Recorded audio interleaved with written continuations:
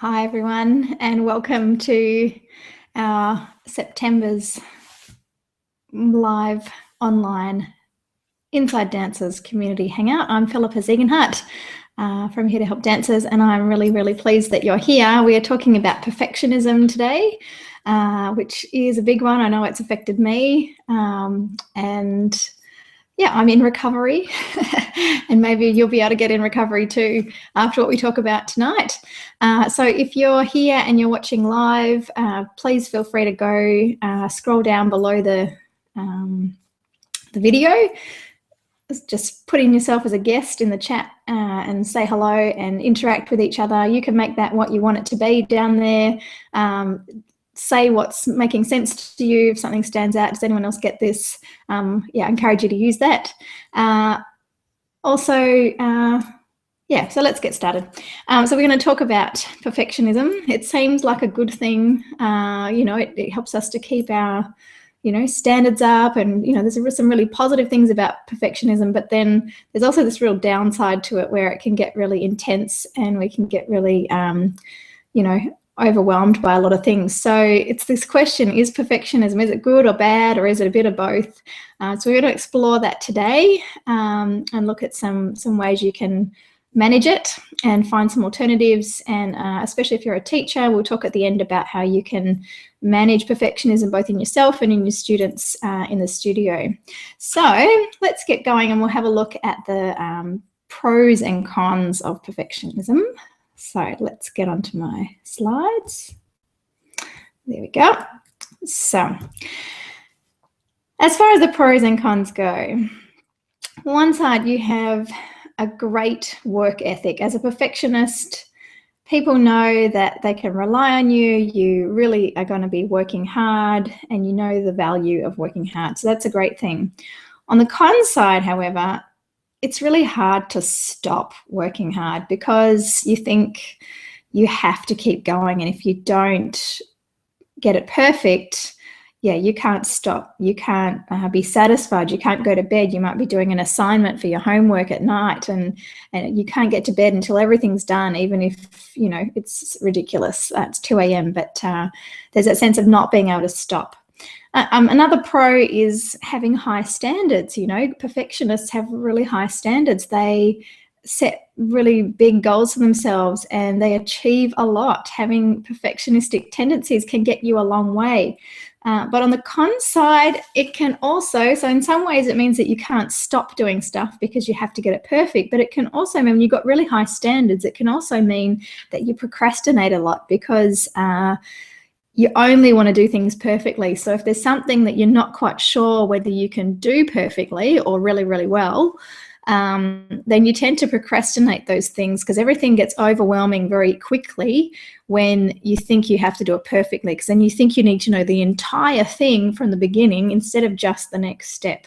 So a lot of time, people think procrastination is about lazy people, but actually a lot of time procrastination is more about having such high standards that you just don't know where to start in order to, get going without not having it all together yet.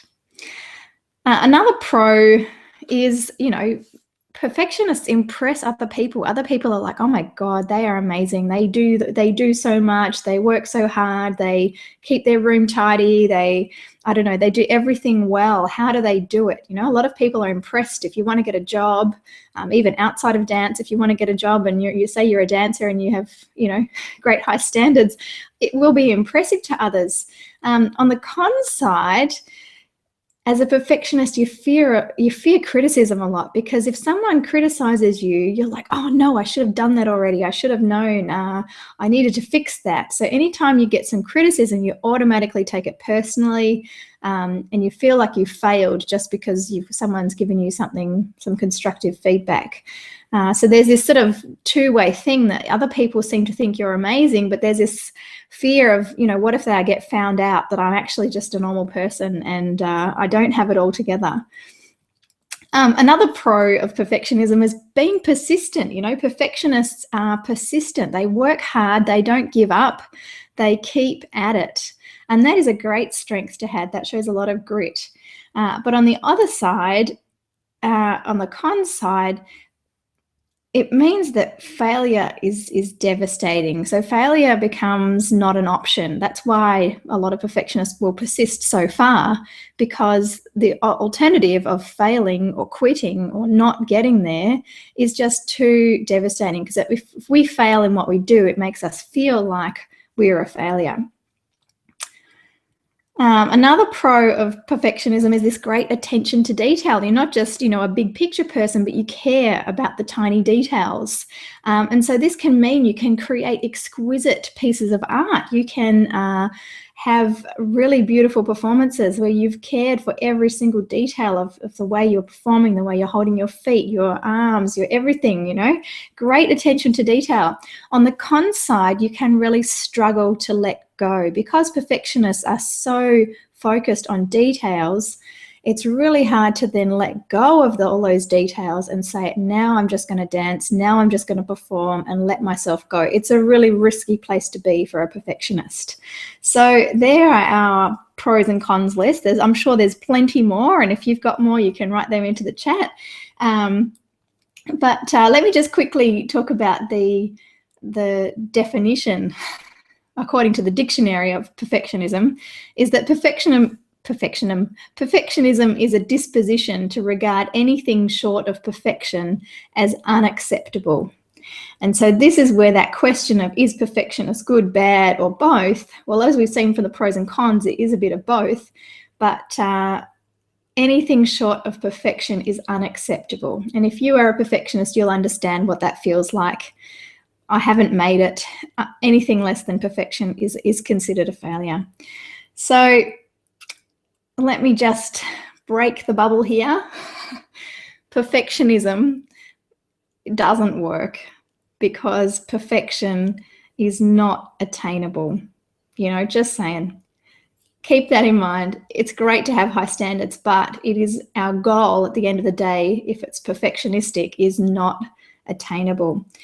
So let me just come back to you all again. There we go. Hello. Because it's nicer to talk to your face, but some of those words are good to get out too. So in terms of the cons, some of that I didn't talk about there, but which are actually, confirmed in research on perfectionism, is that perfectionists tend to have higher levels of anxiety. They tend to have lower self-esteem and self-confidence. There's a higher chance of having burnout because you work so hard and you're overworking, and also a higher chance of injury, again, mostly from overworking and not really tuning into what your needs are and stopping when you need to, because there's a sense of, I have to keep going because I have to get it perfect. So in terms of then, what do we do? Because I want this time together to be helpful for you to say, well, what can we do if perfectionism is getting you down and the pros are kind of outweighed by the cons, and some of those side effects of feeling anxious a lot and not trusting yourself? What can we actually do to mean that you can get over perfectionism without dropping your standards? Because that's one of the biggest things that I know for myself that I struggled with when, I think when I first started to think about overcoming perfectionism, and until I started my counselling course in 2007, I actually I knew I was a perfectionist, but I didn't sort of think there was anything wrong with it. That was just how I was. And then when I started to study, obviously in counselling, you do a lot of self-reflection. And I realized, hang on, this perfectionism has got some side effects here, and I'm actually not feeling very confident. I don't feel good about myself a lot. I'm afraid of failing. I don't like taking risks, trying new things. And that's actually was holding me back. So I went into what I called perfectionism recovery, which I'm still in, and it's actually a lot of fun. We'll talk about that a bit later. But I know for me, one of the hardest things when I started to look at, hang on, what am I going to do with perfectionism in my life, was that I thought, I don't want to get rid of perfectionism, because then, what's the alternative? I just get passé and I don't worry, and I do crap work and I don't care. Is that the alternative? That doesn't seem to align with my values. So I want to talk about now, how can you actually beat perfectionism without dropping your standards, without saying, I'm just going to, who cares? So let me go back to the slide so I can show you these points properly. Okay, there we are. So how do you beat perfectionism without dropping your standards? Well, the first thing you need to do is to make it attainable rather than being perfectionistic. You need to aim for attainable goals. Now, that sounds obvious, but a lot of the time perfectionists will want to be so much further ahead than they actually are. So you might be a 14-year-old ballet dancer, you're training part-time, and yet your idea of where you should be is probably something that an 18-year-old is doing right now, or maybe maybe it's a professional dancer that you've got in your head as this is how I should be. So whatever your situation will be different, but we need to aim for attainable goals that are on the edge of our comfort zone. So rather than aiming for something that's way beyond us, that's just we're always going to be feeling bad, like we're never getting there, you need to aim for goals that are just on the edge of your comfort zone. So you're pushing yourself, that's attainable. It's a challenge that you're like, yeah, I think I can get there, because that's motivating and that's enjoyable. So you want to enjoy reaching high standards, not feel like you have to reach high standards in order to feel okay. So that's where perfectionism is a little bit different. I think in some of the little memes that I had up on Facebook, of being an effortless dancer instead of being perfectionist, is that sense of you can actually enjoy the process of reaching your goals, and you can relax into it rather than, I have to do this, I'm not good enough. So first thing you need to do is aim for attainable goals. The second thing you need to do is make friends with failure. And if you're a perfectionist, you'll know that's really hard. So failure is kind of the enemy. It's like anything other than perfection is a failure. Remember, that's what the definition says. So we need to start to get friendly with failure and make some room for failure in our life, because you can learn a lot and you will grow a lot through failing. In fact, you can't learn anything without failing. I have little kids, and I tell you that, when my daughter learnt to walk, she had a lot of trouble, fell down a lot. She walks perfectly now. Oh, perfect. Got that word in. Watch out. She does. She walks very well. Sorry, I don't want to say perfect now. So she works very well. But at the time, she fell down a lot when she was learning. So we need to actually get comfortable with failure. I did a blog post actually when she was just learning to walk. If anyone's interested in going to find it, look on my blog page. If you see a picture of a little girl, just starting to walk on the blog page, then you'll find it. Reframing failure in 5 baby steps was how I was learning about failure from my daughter. So you need to be able to accept failure, welcome it, learn how to take it on board to help you grow, rather than thinking it's the big bad enemy. The next thing you need to do is you need to allow yourself to recognize and enjoy your successes. So first you need to recognize them and realize they're actually happening when you are putting in persistent effort and you are getting rewards, not the perfectionistic goal, in that goal that's just on the edge of your comfort zone. Being able to recognize when you've made some improvement, or you've been able to let yourself go a bit, and enjoying those successes, how your ability is growing. You need to enjoy those little incremental increases in your ability, in your confidence, in your trust in yourself. So this way you can still reach those standards, but you can enjoy the success of it. Okay, fourthly, you need to remember your value is in who you are, not by what you do. A lot of perfectionists feel like they have to prove themselves and they have to earn their right to be here by being perfect. So you need to remember, if you want to keep those high standards but not get all the side effects, you need to remember your value is about who you are as a person and not about what you do. I could talk about this for ages. And in fact, I do that in Believe in Yourself, this course that I have coming up next month, hopefully. So, but I won't get into that now. But just for now, know that your value is in who you are, not in what you do. All right, I'm going to come back on the screen, say hello again. I think, where am I? Yes, there we go. Sorry. So I want to talk now about 3 really everyday practical ways that you can beat perfectionism. I know I've done these when I was teaching performance psychology at the Australian Ballet School, and I know I've done them myself. I use them in my contemporary dance classes that I'm teaching, and they're really important for all of us to have some experiences where we are not being perfectionistic, and we've got some room to fail, to grow, to some space to let go. So the first thing that I love recommending to people who are dealing with perfectionistic tendencies is to do something creative. And for dancers, one of the best things you can do, and one of the scariest I know for perfectionists, is to improvise. So when you improvise, if anyone's heard of mindfulness, improvising is basically mindful movement. You're in your body, you're in the moment. You're not choreographing and having to make perfect steps or good steps, or make it look really good. It's all about enjoying that flow of the movement and trusting your body and going with it and doing what feels right in the moment. So it allows you to be creative, allows to take some of that judgment away, that there's not a sense of, there's any expectation on what you're doing to be right or wonderful.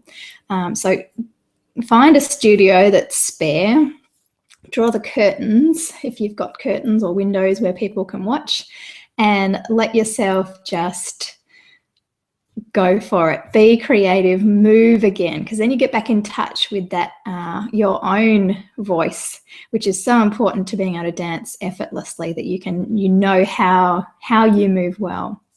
The second really everyday thing you can do to help bust perfectionism is to celebrate your wins. And this is what we talked about before, about recognizing and enjoying your successes. At the end of the day, instead of ruminating on all the things that went wrong in your day, remind yourself of your wins. What are the things that went right? What did you manage today? Even if it was really hard and you had a horrible day, what were the things that you did manage, or what strengths did you use that help you to get through that horrible day? Because if you can change your perspective to saying, what did I do well? What did I get out of this? It'll really change. It'll change the things you notice, and it'll start to change the way you see a lot of things. So instead of getting down on yourself, recognize your wins. Hang on, what have I done that worked? Another thing is linked with that is gratitude. What can I be grateful for today? Instead of, perfectionists can often take a lot of good stuff for granted because they're looking for more. And there's always this more. I need to be more. So being grateful for what you can do, for what you have, for family or people who love you, those simple things. We had a beautiful pink sky here tonight before the sun went down. Just being grateful for the good things in your life. It's something that changes that perspective. When you're perfectionistic, you only see, you get really narrow-minded. Everything's either black or white. And so being able to open up, gratitude and celebrating your wins at the end of every day is a really simple but a great way to start changing the way you see things in life. The third thing is really just being real. This is about being you. This is about knowing your value and then dancing like that. So if you think there's over here you've got being perfect, and over here you've got failure, which we think, they're like this. If you're either perfect or you're a failure, we kind of got to open up a bit of space in the middle there for being good enough. And I know that this is hard, but if you can create some space in your life to be good enough, not perfect, not a failure, just kind of good enough, you'll actually grow a lot more quickly. You'll stretch that comfort zone of yours in terms of what your goals are. You'll gradually stretch it further and further. And so you're much more likely to achieve some success and enjoy it if you can be real and be okay with being good enough. So I want you to start looking in your day for times when you can just do things good enough. and you can be happy with being good enough, knowing that being good enough is on the way to getting you better, and it will actually increase what good enough is for you over time. If I can give you an example of how to be real and be good enough, take this Hangout, for example. These Hangouts that I'm doing are certainly not perfect. And I actually intentionally went about them in that way as part of my perfectionism recovery at the moment.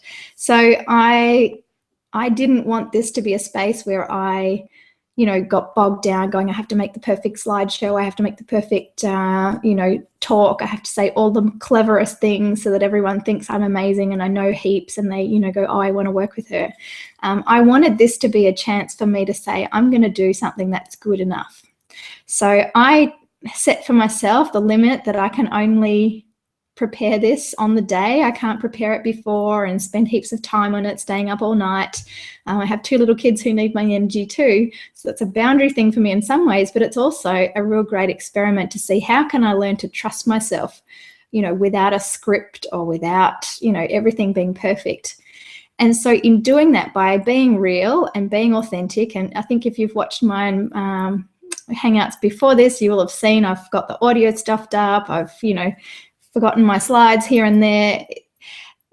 For me, that's a really positive thing, and it shows me that I'm learning some tolerance to just be good enough, and hope that my content is going to be worth it for you. And over time, as I do this more often, I'll learn to trust myself, and I'll learn to be able to engage from a really authentic place rather than I have to, I need to be more than I really am. So if I'm not perfect and I don't have it all together, just know that's actually a good thing. And, that's what I'm trying to do here. So hopefully that's good for you, and you'll stick with me on it. Okay, let's move on now to teachers. I want to make sure I don't leave without giving teachers an idea of how you can manage perfectionism when you're in the studio, because there are a lot of expectations in the studio. There are a lot of, the interplay between teachers and students, and how you want people to work and how students work. Who's responsible for improvement? Is it a teacher? Is it a student? And perfectionism can get caught up in that. So I just want to explain the 3 types of perfectionism. This is important for everyone. So if you're a student or a dancer or a parent, this is really good information for you too. So don't switch off just because I'm talking to teachers, but it's particularly relevant for teachers. So there's 3 different types of perfectionism. Have we got slides up? Yes. Okay. Oh, that was what I was talking about before. Making some space for being good enough. Okay, so types of perfectionism. The first type of perfectionism is called self-oriented perfectionism. And what that is where perfectionism originates with yourself. It's something that you've created for yourself, and it's directed towards yourself. So I feel perfectionistic tendencies about my own experience, about my own performance.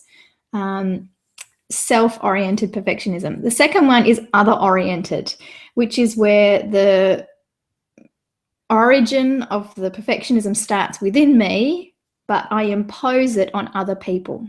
So I'm not so worried about my own perfectionism necessarily, unless I have self-oriented as well, but I am putting expectations onto other people. The third one is called socially prescribed perfectionism, and that is where in a social situation, someone's not on their own self-oriented. I'm not self-oriented perfectionist. I don't think about this at all. But when I'm in a situation where I think that someone is expecting perfection from me, then I start to become perfectionistic in order to please that person. Do you understand what I'm saying? So self-oriented is where you're perfectionist in yourself for yourself. Other is where you're putting expectations onto other people. And socially prescribed is the other end of that, where you're expecting you're thinking someone is expecting a lot of you, and therefore you're really trying to please that person and becoming perfectionistic only in that social setting. Okay, so I'll come back to you now. So do you want, this is, really important, because so for teachers, there's a few things I want you to think about here. So firstly, be aware of your own be aware of your own perfectionistic tendencies. Do you tend towards having perfectionism yourself? What are your expectations on yourself as a teacher? Do you expect yourself to teach perfectly and to, create the best classes and perfect classes? You want to get the right combinations. You want to get all the different exercises in and all the different types of things into a class. Do you have really high expectations on yourself? So think about, how can you do some recovery in your own teaching? How can you create some space for a good enough class? And that gives you a bit of freedom, so you'll be less anxious in the classroom. The second thing then is to think about that other-oriented perfectionism. Are you imposing any high, out of proportion expectations on your students? So you want to really keep the challenges that you're giving students, just on the edge of their comfort zone. So are you putting expectations that are beyond that edge? And helping, to create some fear and doubt in your students. So think about, how are you approaching that, and how can you make sure that you are encouraging them, you are helping them to see what their goals are, help them to reach their goals, and keep that really on that edge. What's an attainable challenge for them, rather than they need to be perfect. Now, a time that this often happens is in competitions or exams. There's a lot of pressure on teachers to present their kids really well. So if you're in a competition situation, just be really aware of, am I imposing some perfectionistic expectations on my students? The third thing then to think about in terms of socially prescribed perfectionism is, do you ever notice your students looking like they're afraid of you? Do they look afraid to dance and relax and to let go, like we talked about earlier? Do they look afraid? Do they look like they're overly trying to please you? So you give them a correction and they're like, yes, okay, yes, I know I should be doing this. That's a really strong, clear warning sign that they are experiencing perfectionism, whether that's from themselves or whether that's coming from you. That's, too complicated to say here. But it shows you that you might need to sit down and talk with them about clarifying, making sure they understand that you don't expect them to be perfect, that you want them to learn and grow, and that have that conversation with them that'll help them to know that they can trust you, and not that they need to do some, jump through some hoops in order to please you. So they're the three things that are really important things for teachers to think about and pay attention to. It's really important with criticism, because perfectionists are really sensitive to criticism. See how you can focus more on encouragement and giving instruction rather than being critical. Because perfectionists will almost always take it personally, even if you're being constructive. So that's just something to be aware of. All right, so that's some tips for you. We're almost out of time, so I just wanted to finish. We're not going to be having a Hangout next month in October, because, as I said a bit earlier, I've got Believe in Yourself, this online course. I ran it earlier in the year as a live masterclass, and I'm running it again now, opening it up this time to performing artists of all kinds, so not just dancers, but musical theatre, acting, singing, musicians, circus performers, magicians, I don't know, all sorts of people.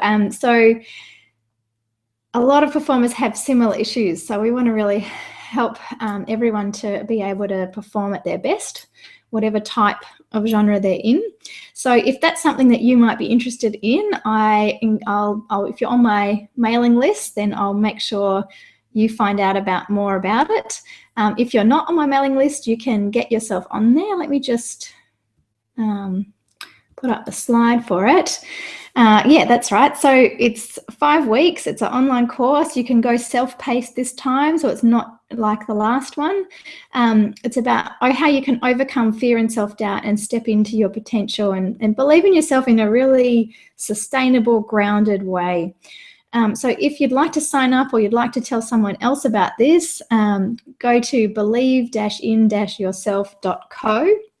Or you can go on to Here to Help, on the Here to Help Dancers page. There's also a sign up on the homepage of Here to Help Dancers. So I'd really love it if you would share this and help me get the word out that there's a better way than feeling like you need to get through everything on your own and not get any help and not show that you've got any problems. A lot of the things we're talking about today with perfectionism really link to fear and self-doubt, and all of the themes we talked about today we cover in a lot of depth in believing in yourself. So if today's been helpful for you at all, then you want to stick around, and I'm going to have some free videos with some free training as well as the course. So stay tuned for that.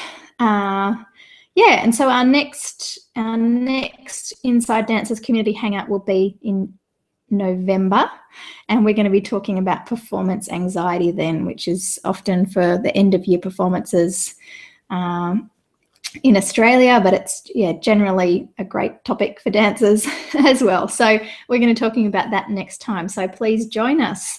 I hope you've enjoyed today, and let me know your thoughts in the survey. Thanks very much.